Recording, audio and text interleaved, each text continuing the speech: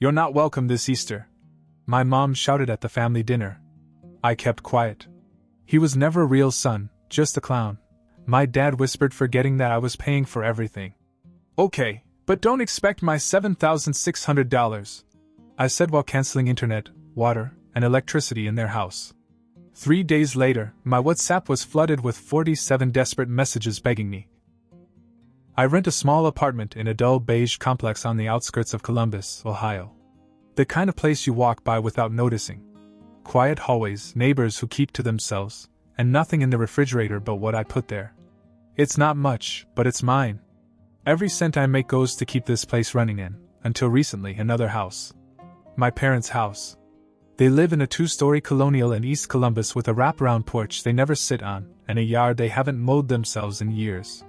From the outside, it looks perfect. White picket fence, bird feeder, wind chimes.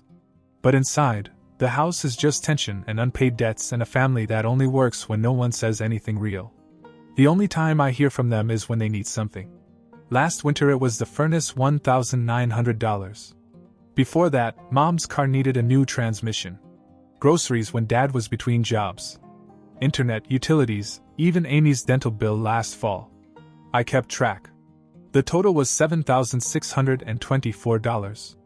I never asked for thanks. I knew better. Then came Easter. My mother's message was short. "Dinner's at 4. If you're coming, don't start anything." I knew what she meant. I wasn't allowed to talk about anything serious. Not about money. Not about the fact that they never visit. Not about the fact that I'd stopped being their son the moment I stopped doing what they wanted. I showed up anyway. I don't know why. Habit maybe?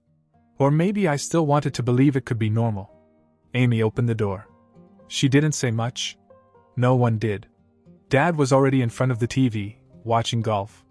Mom was in the kitchen, humming something tuneless. There was ham in the oven, a casserole on the counter, and tension thick enough to choke on. We sat down to eat, and for a few minutes it was almost okay.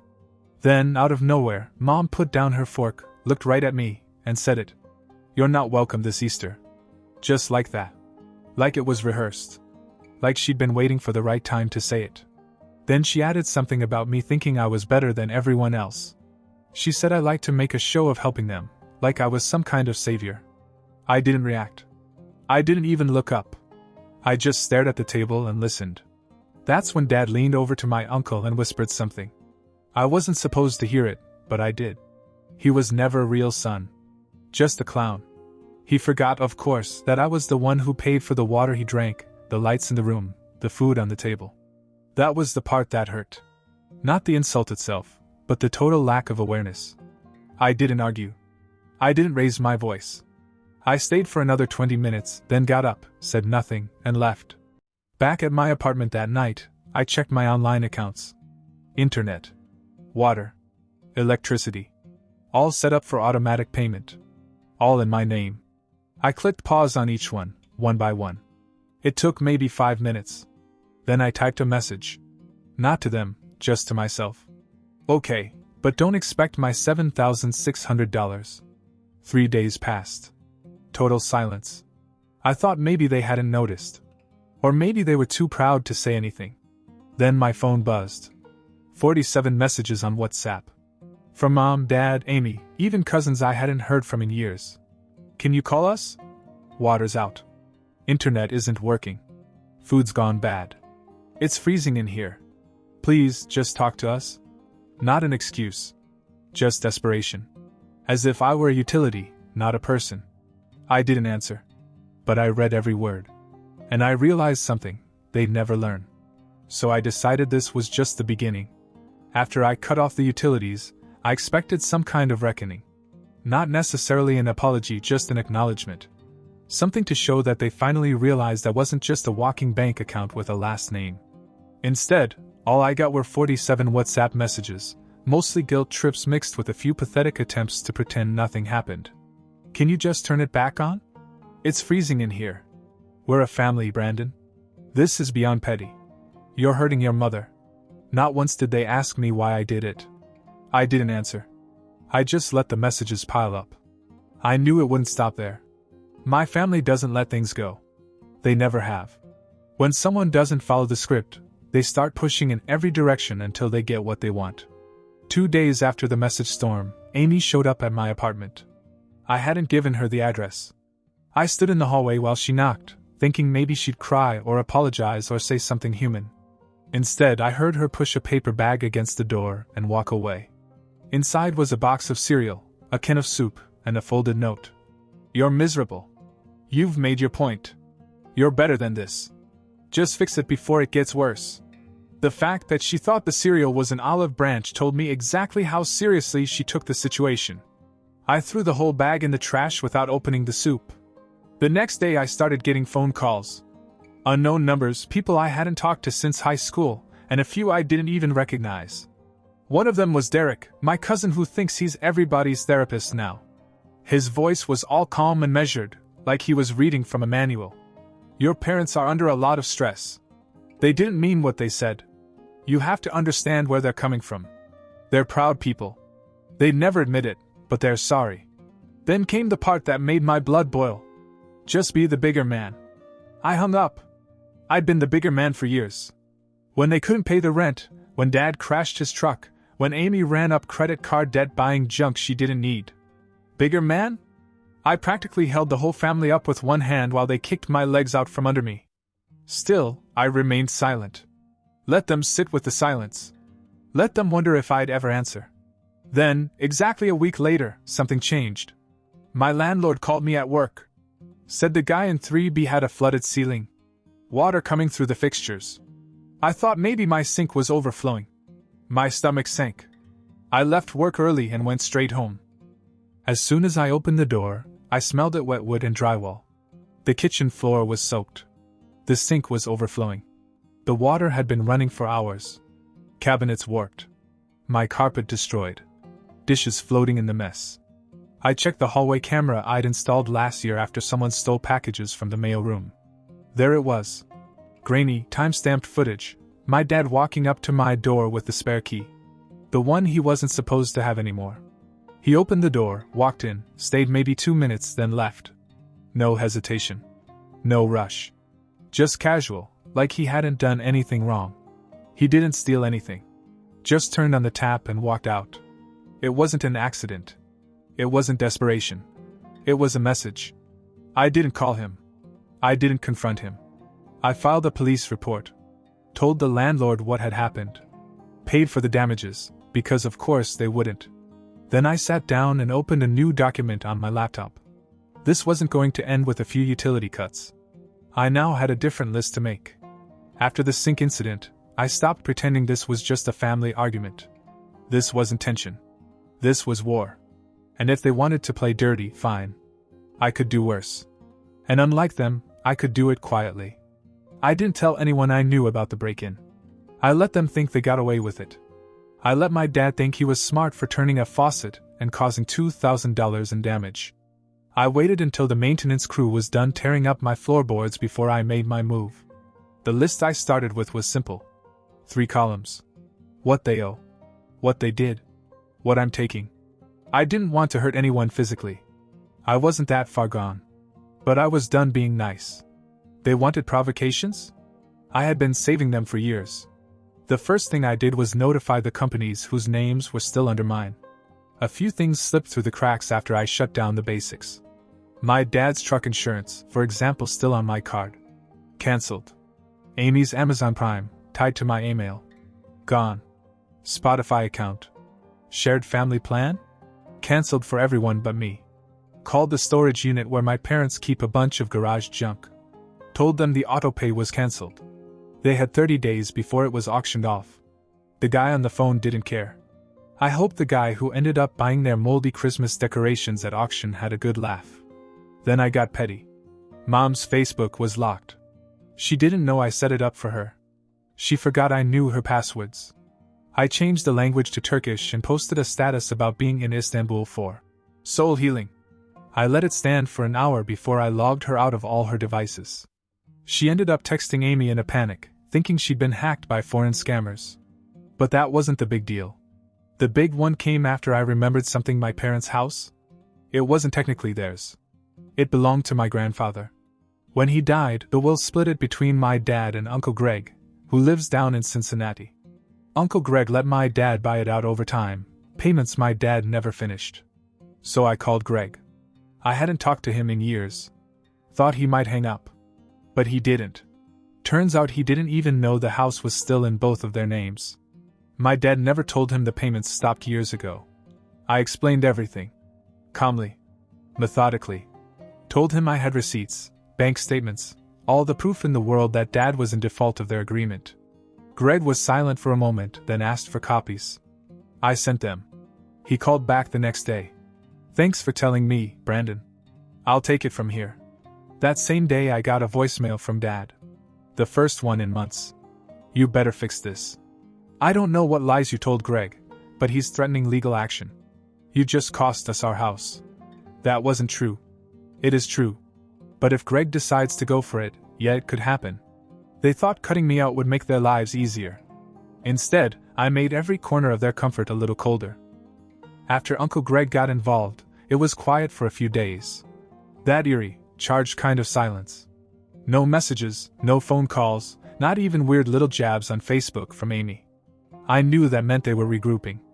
Then the real despair began. I was at work when I got the first call from the school district. Apparently, someone claiming to be me had called and was trying to get my high school transcripts.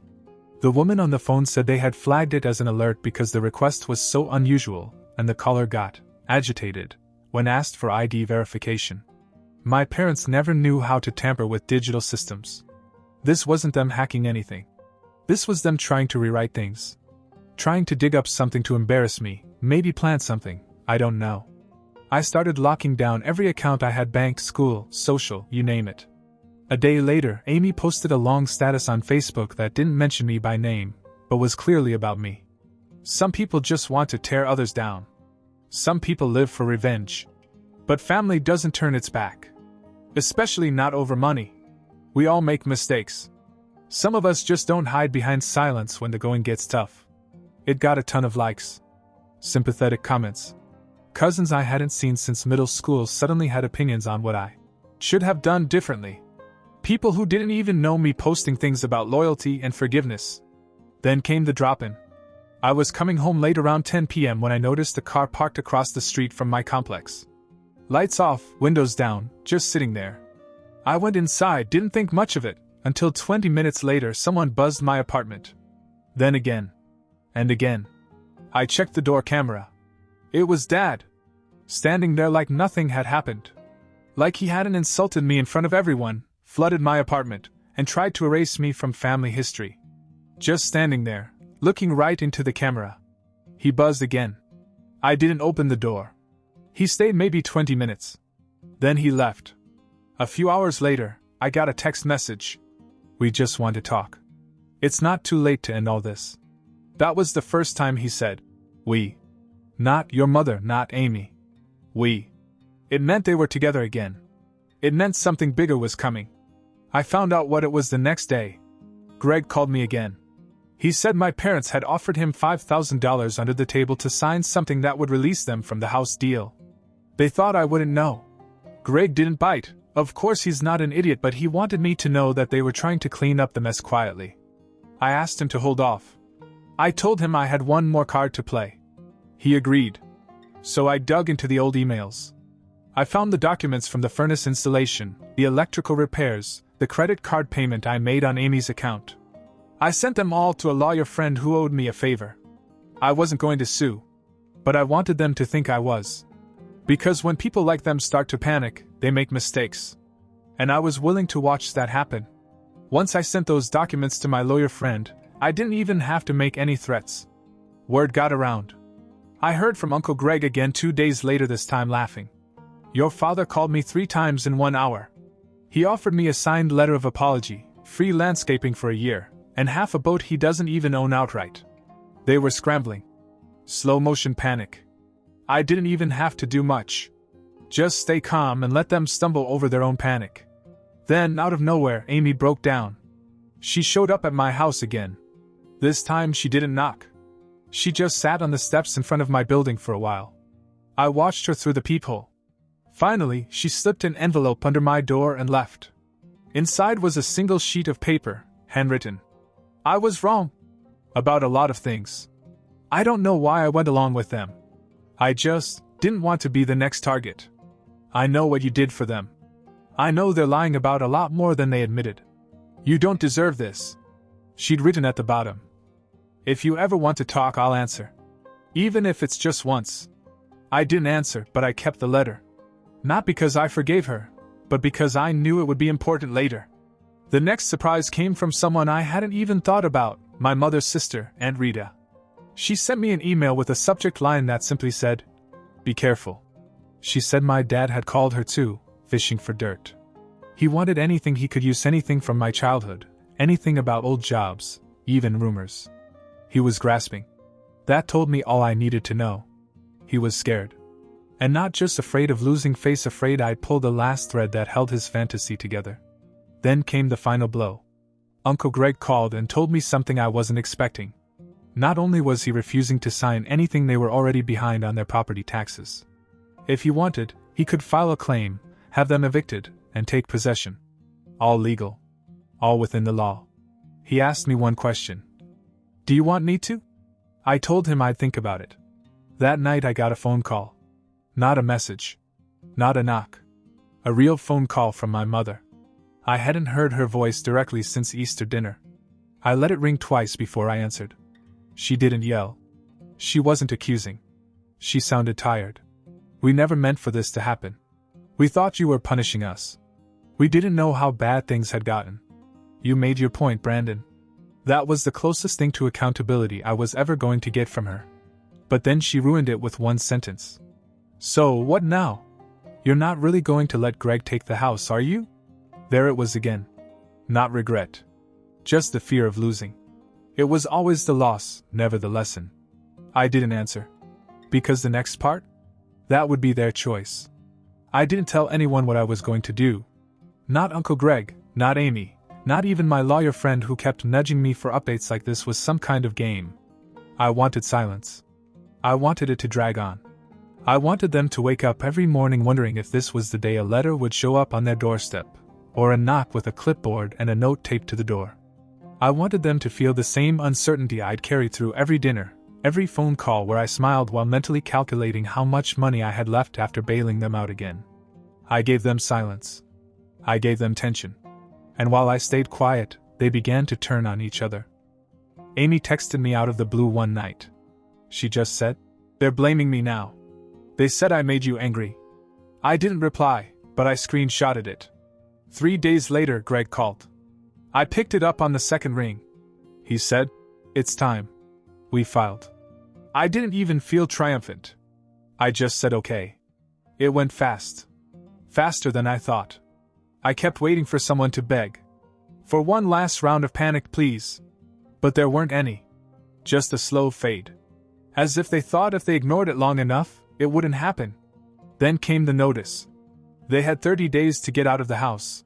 The house I paid to heat in the winter. The house where I was told I was never welcome. They tried to stall, but they didn't have a legal leg to stand on. My father made the mistake of skipping payments and never finishing the paperwork. My name wasn't on anything, but I had become the nail in the coffin. Amy moved in with friends. I think she found some kind of normal after all this. She sent another text. "You were right. I just didn't want it to be you." And then the surprise I wasn't expecting came in the mail. A letter from the bank. Addressed to me, but forwarded from their old address. At first I thought it was junk mail. But it wasn't. Someone had tried to open a credit card using my name and social security number. Same last name. Same date of birth. The application was flagged for fraud and declined. But the mailing address? My parents' house. They had tried to squeeze one last thing out of me, even as they were being pushed out the door. I didn't call them. I didn't ask who it was. I didn't need to. That was the last thread. The last drop of compassion I had. A few weeks later I drove by the house. Foreclosure. Curtains gone, grass knee-high. The porch where I once sat as a kid with a popsicle was crumbling at the edge. A realtor's lockbox hung from the doorknob. This perfect little lie of a house was finally empty. But that wasn't the last surprise. A month later, an envelope showed up at my apartment. No return address. Inside was a photograph. An old one of me, maybe 8 years old, sitting on the porch of that same house, holding a toy dinosaur. Behind me, my father laughing about something. Mom next to him, half turned, frozen in the middle of her smile. On the back of the photo was a yellow post-it note. You were never a clown. We just didn't know how to love you right. I hope you find people who do. No name. But I recognized the handwriting. My father's. I stared at it for a long time. Then I put the photo in a drawer. I didn't write. I didn't call. I didn't answer. Because this wasn't an invitation to reconnect.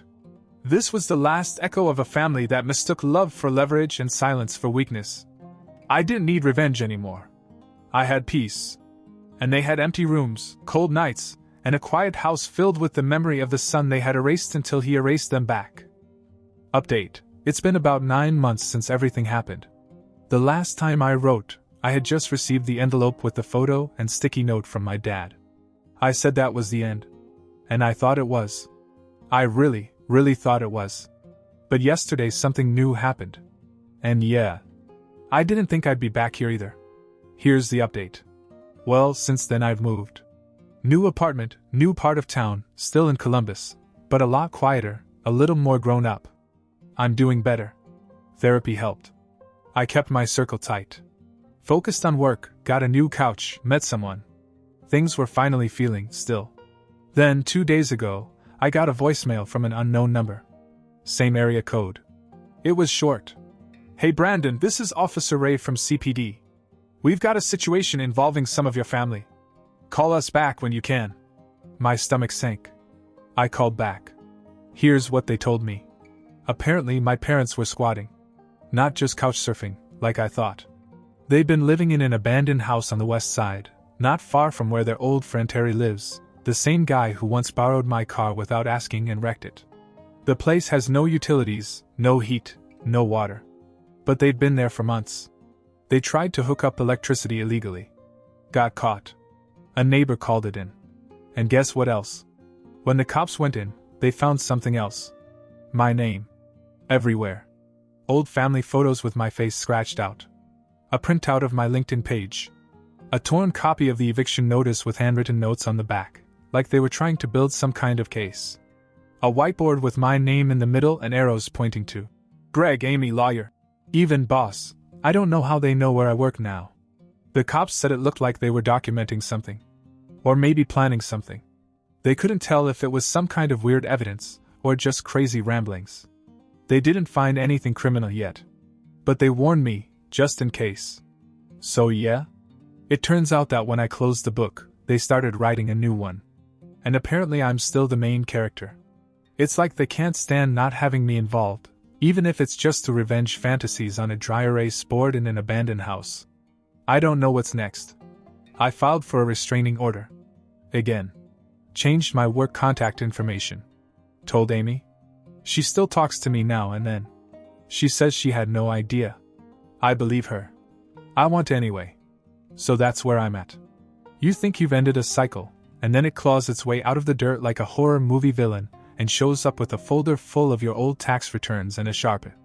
Anyway, thanks to everyone for following this whole wild saga.